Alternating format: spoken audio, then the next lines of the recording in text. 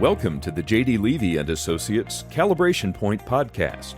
Our podcasts are designed to bring a conversational exploration of key topics that we believe will provide value and insight to those serving in the nonprofit sector. We will highlight new developments in the field, latest research, and things we're learning from our own clients that we can share. If there are topics that you would like to see explored, please send them to us through our website at jdlevyassociates.com. Well, I want to welcome everybody to our Calibration Point podcast today. I'm very excited that we have a guest to talk about storytelling with data and reports, which many of you have heard me before know that is definitely something I have a lot of fondness for. And we have with us today Josh Klingman, and he is the CEO and co-founder of Yearly, which is a very interesting platform that I have learned about, and just thought it'd be great to have Josh come on and talk about storytelling with reports. I love the kind of the theme of that. So Josh, tell us, what does that mean to you as someone who I'm guessing is pretty geeked out about storytelling with reports, or you wouldn't have founded a company around that?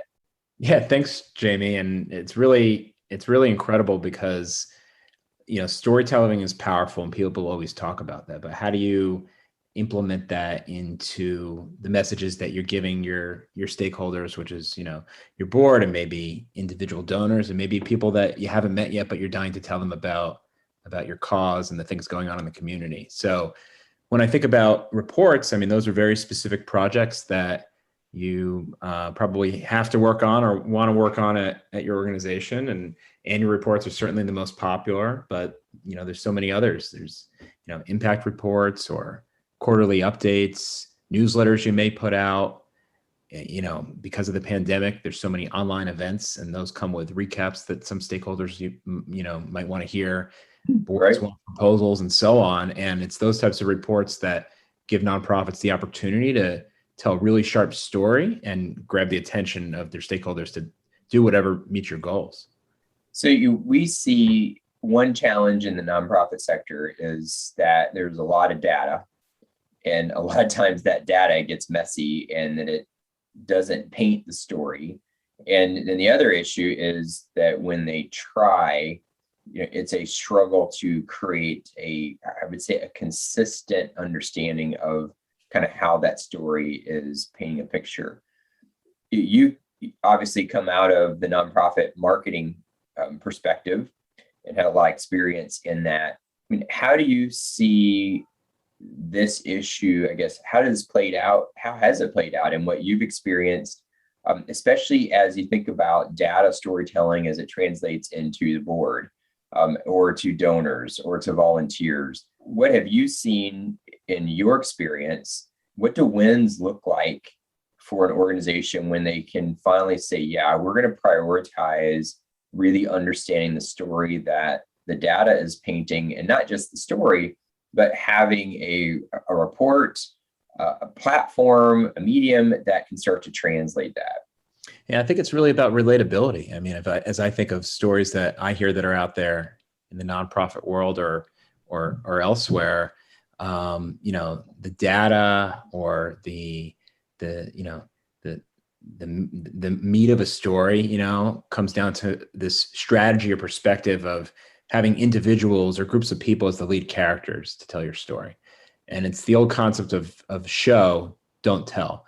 Right. I think that no one wants to hear about your nonprofit success with events XYZ, whatever it was, except for you and your colleagues. They want to hear about Jane or Bob, the heroes of that event that you did that are helping those in need, or they're the ones being helped in your community.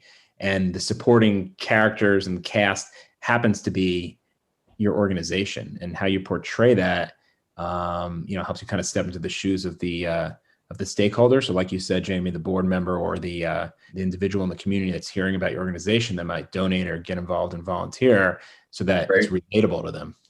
The relatability, translatability, really being a big issue in the field. How does that translate into newsletters? So, I'm thinking for a nonprofit organization that has a lot of data, they've said, yeah, we really have to paint a better picture.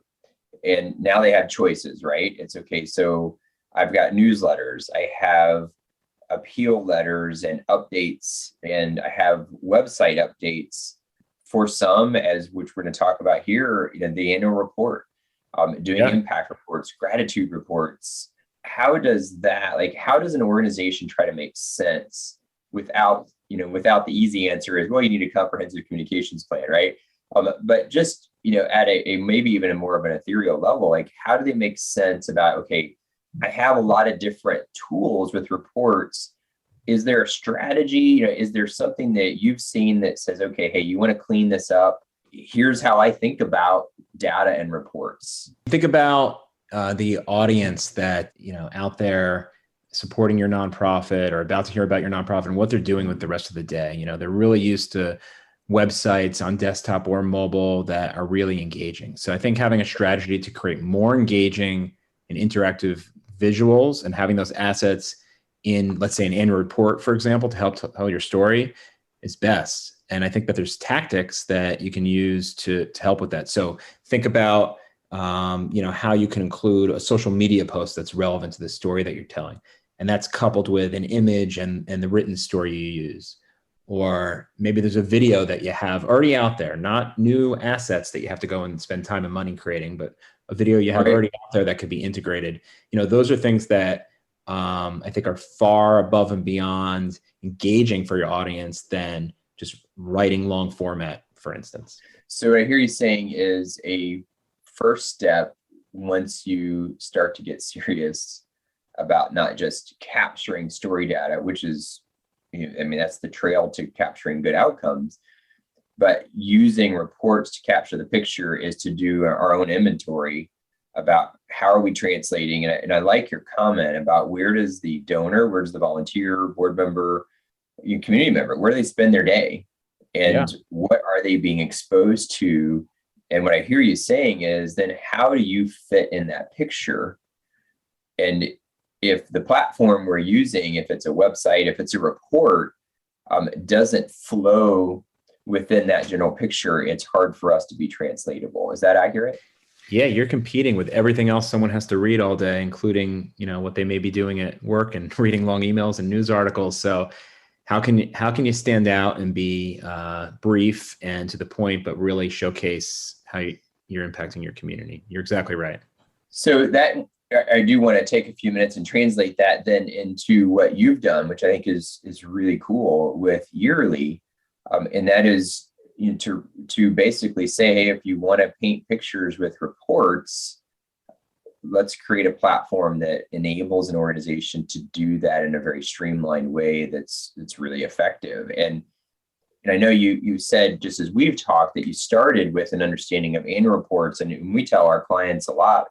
Annual reports, you can't just go into it thinking that, hey, I can create this very easily. That a really good annual report, to your point, that is going to fit within the flow of what a donor or a constituent is seeing throughout the day is going to require some energy, and it's going to require some effort.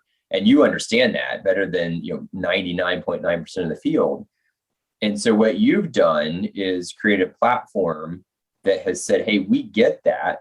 We understand this is important. And we also, using kind of my perspective, we're geeks about data and translation and reports. Right. It's like I'm a geek about the sector, and say, hey, let's make this accessible and usable so that an organization can do this in a way that's going to maximize their return.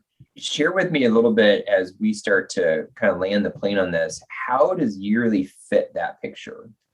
Well, we saw nonprofits and foundations, associations, all types of charities spending way too much time and way too much money on reports. I was doing it. I was spending money with graphic designers at different size advertising agencies or independent contractors. And then you're adding to that the printing and everything, and the amount of time spent back and forth. And it was exhausting. And there's a lot of cooks in the kitchen. And at the end of the day, you didn't know if your report was being read or not. And that was a problem in the industry that we were trying to solve. So with Yearly, we really tried to find ways to create a technology that's just for nonprofits, to help them build faster in a cost-conscious way, but something that doesn't leave an extremely polished look off the table to showcase even better, because Yearly exists to be able to help nonprofits do that so that you can raise more money and then all of a sudden track all this stuff, which is really amazing that wasn't being done in the past, but that's the future. So what I hear you saying it is, not only does this give an organization an opportunity to do this effectively, but then it also gives them a house to keep it in and to grow with it. So it's not just like, hey, Yearly steps in and gives me a template. Yearly steps in and gives me a partner. And then you now have a resource in the organization that is painting a consistent and continual story with your data and your reports. Is that accurate?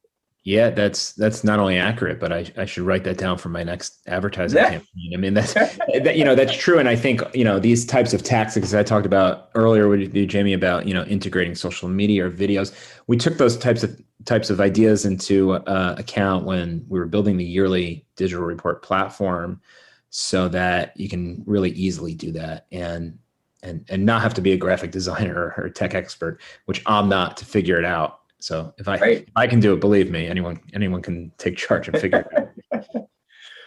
Well, I wanted to bring you on because I think this is it's an issue in the field that I see a lot. And it's one that our creative team, and we don't do annual reports, but we help with impact reports. But when we get into writing, it's more appeal work and case statement work. But this is an issue a lot of organizations struggle, large and small, to all the reasons that led you to start this. And I was fascinated that you have a free version of the platform, and then you have basically a triaged upgrading scale depending on features. And there is just such need for this. And organizations, unfortunately, so often, they're just bound by their inability, sometimes inaccessibility, to translate well, and to not be able to share the stories in a way that a good report and the data behind the report can. So I'm really